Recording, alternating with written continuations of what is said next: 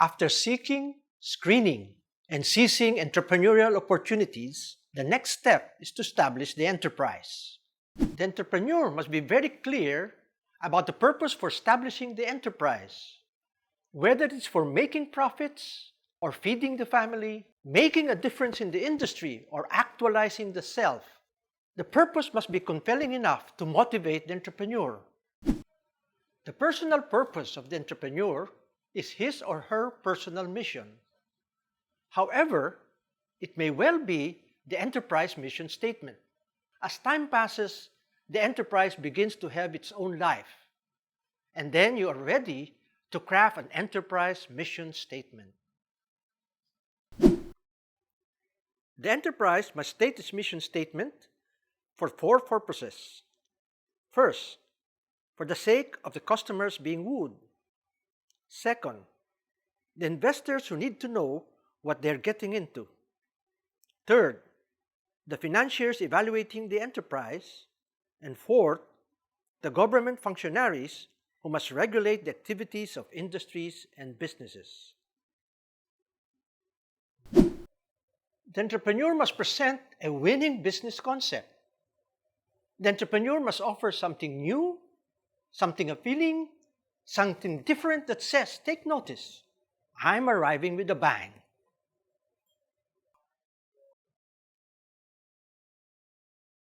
Next, the entrepreneur must choose a very fitting name for the enterprise.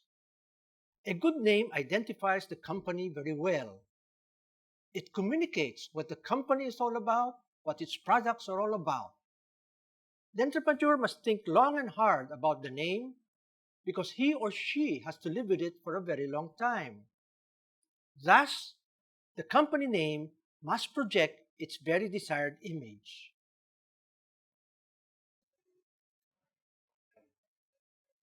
In livelihood undertakings or micro-enterprises, it is common for entrepreneurs to embark on a business venture as a lone wolf, not needing the capital nor the expertise of others.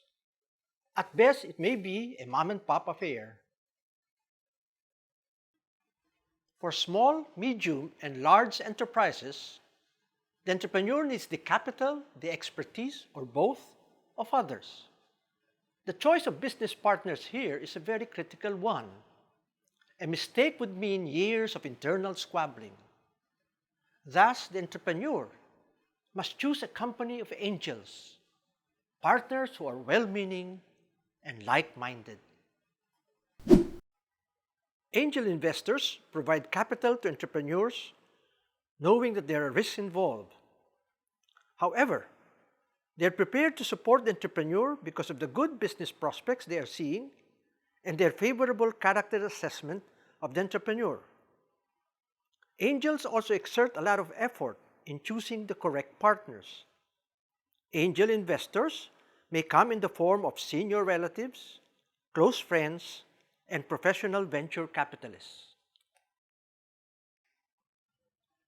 Angel industrial partners are people who can contribute their expertise, experience, technology, contacts, and good character that would enable the enterprise to succeed. In exchange for what they bring to the table, they might want shares of stock or a percentage slice of the profit. For businesses that would rely heavily on industrial partners, the entrepreneur is well advised to make the best choice of such angel partners. The next step for the entrepreneur is to have a very good business plan. It's a wise thing to do in order to chart the course of the business properly and to focus the efforts of the entrepreneur. The purpose of the business plan is to first, entice partners, investors, and bankers to fund a business venture. Second, communicate what the enterprise is all about, what market it wants to serve, and third, show what financial returns it could muster. The business plan should contain important information about the following: the business itself, the organizers, the management and technical people, the financial structure, its market potential, its target market, its projected sales, expenses, and profits, and its probable risks. The business plan should begin with the business concept and the vision for the enterprise in the next 3 to 5 years. It should then declare the business purpose or the mission statement of the enterprise. This could be accompanied by a statement of values or business philosophy.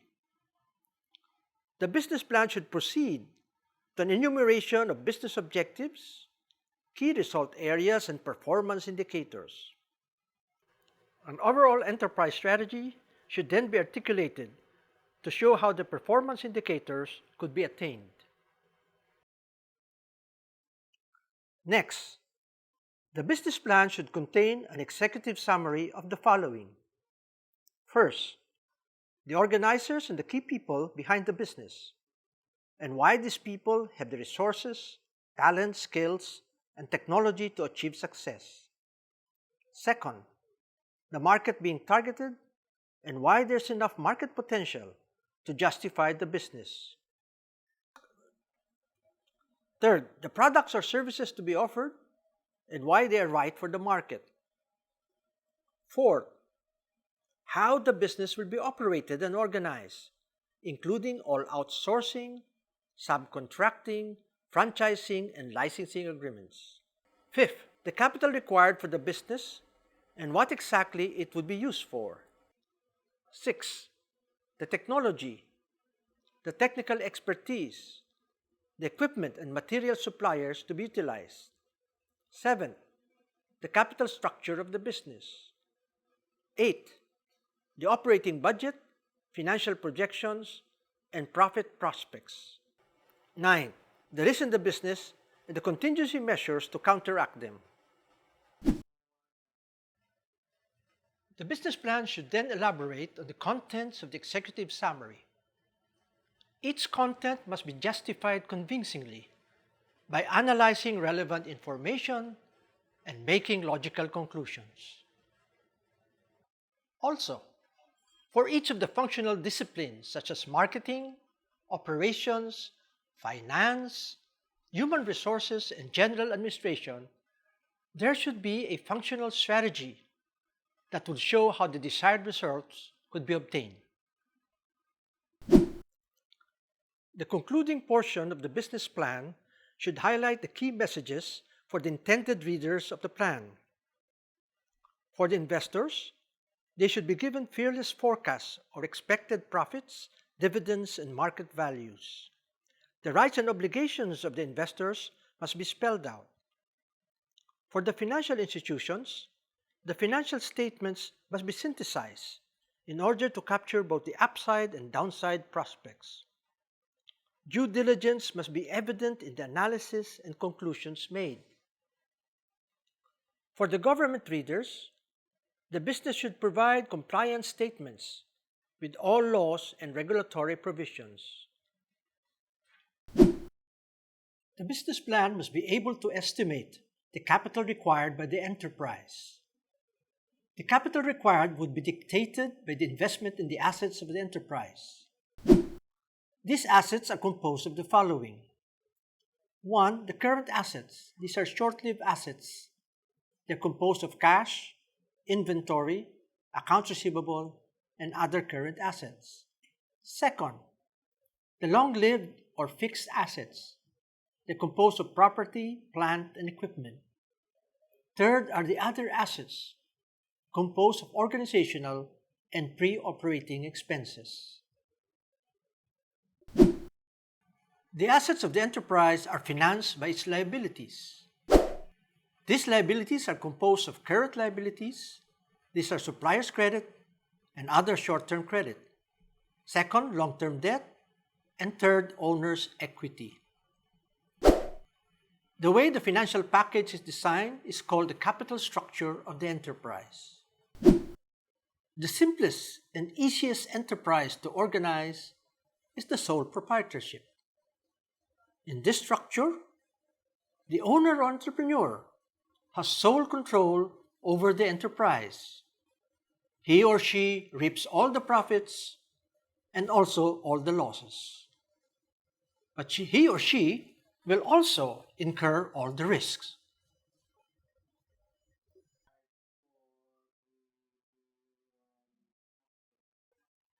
In sole proprietorships, there's no distinction between the owner and the enterprise. In sole proprietorships, the entrepreneur is personally answerable and obligated to fulfill all the terms and conditions of any business contract that he or she enters into. The sole proprietorship is mandated by law to register the business with the proper authorities. All businesses, in whatever legal form, are required to secure a mayor's permit or municipal license before they can operate in a locality. Before getting this permit, there are clearances that must be obtained. These are barangay clearance, fire safety clearance, certificate of electrical inspection, certificate of occupancy, Department of Trade and Industry certificate, lease contract if space is leased, and locational clearance. There may be additional requirements depending on the type of business and the ordinances issued by the concerned local government. It is likewise the responsibility of any enterprise to register its business with the Bureau of Internal Revenue for taxation purposes. The official receipts of the enterprise must also be registered with the BIR. For a sole proprietorship, the tax identification number, or TIN, of the entrepreneur serves as the enterprise TIN. If two or more persons bind themselves into a contract to contribute money, property, and expertise in a common venture, with the intention of dividing the profits among themselves, then they would have entered into a partnership.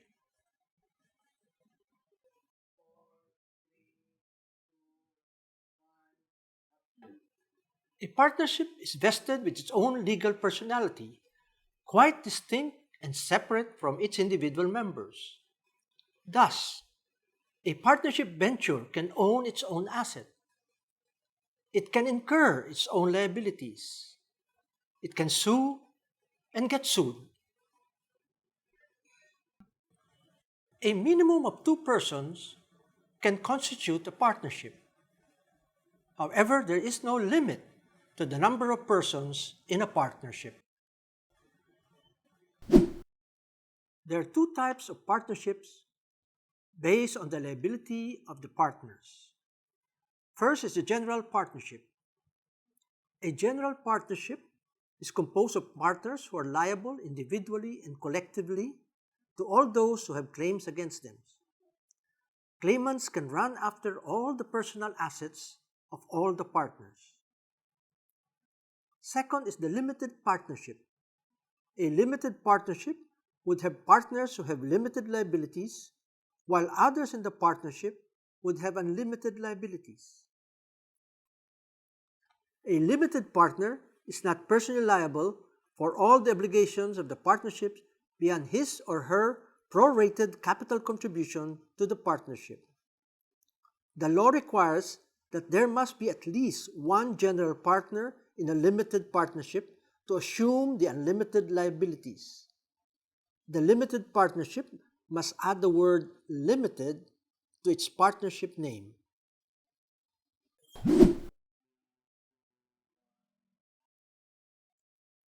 In a partnership, the decision of one partner is binding to all the other partnerships. That is why there are internal mechanisms and procedures followed to ensure that when the partners enter into a contract, they have the consent and knowledge of the other partners. In order to form a partnership, a binding contract must be signed by all of the partners. They should decide on a partnership name and craft their articles of partnership. These articles of partnership must contain all the operational requirements of the partnership. The partnership should obtain all the required government clearances permits, and licenses. It should get a bank certificate of deposit on the money contribution of the partners. It should get the approval for its partnership name from the Department of Trade and Industry. With these documents, it should register and file its articles of partnership with the Securities and Exchange Commission. Needless to say, the partnership must also register with the SSS and the BIR, as well as other government instrumentalities that may have jurisdiction over its type of business. The third form of business organization is the corporation. Like the partnership, the corporation also has a separate legal personality quite distinct from its investors who contributed money to the enterprise. A corporation can be formed or incorporated by at least 5 or at most 15 natural persons. According to Philippine law, the majority of the incorporators must be residents of the Philippines. However, once the corporation is established, there's no limit to the number of natural or juridical persons who can invest in the corporation. The corporate form of business allows various combinations of funds to be raised from financiers and investors. That is why bigger businesses favor the corporate form of business. This is due to its limited liability and flexible financing terms. There are 4 types of corporation. The first is the stock corporation. The stock corporation issues capital stocks divided into shares or proportions of the total capital. Based on the submissions of articles of incorporation to the Securities and Exchange Commission, the corporation is authorized to raise capital that has a corresponding number of shares. At least 25% of the authorized capital, as stated in the articles of incorporation, must be subscribed to by stockholders at the time of incorporation. Moreover, at least 25% of the subscribed capital must be paid up by the subscribers at the time of incorporation.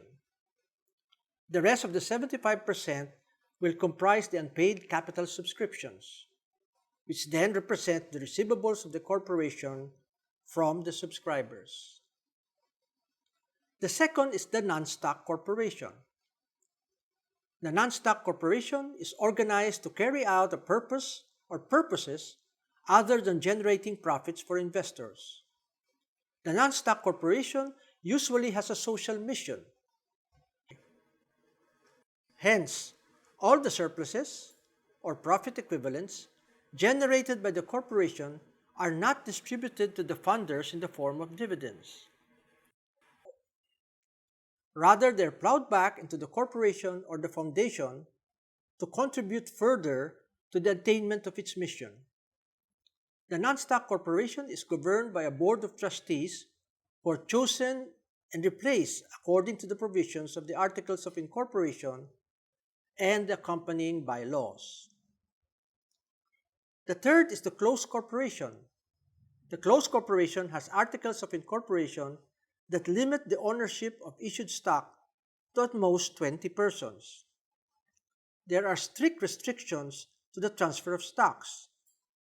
The stocks cannot be listed in any stock exchange, nor can any public offering of shares be made.